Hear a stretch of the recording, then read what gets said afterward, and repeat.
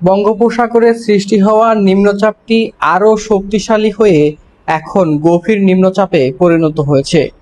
এর কেন্দ্র এখন উত্তর পশ্চিম বঙ্গোপসাগরে ভারতের পশ্চিমবঙ্গ ও ওড়িশা উপকূলের খুব কাছে।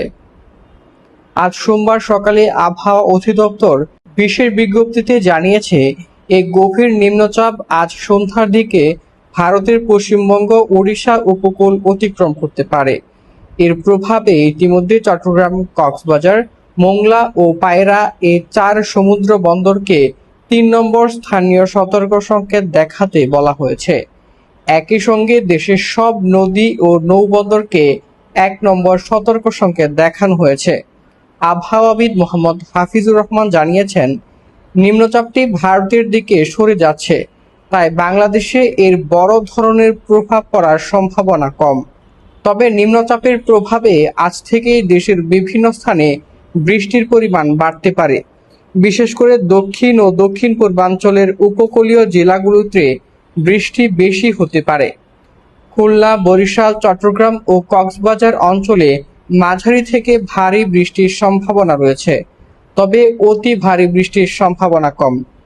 আবহাওয়া অধিদপ্তর বলছে, এই বৃষ্টি আগামী বৃহস্পতিবার পর্যন্ত কম বেশি চলতে পারে।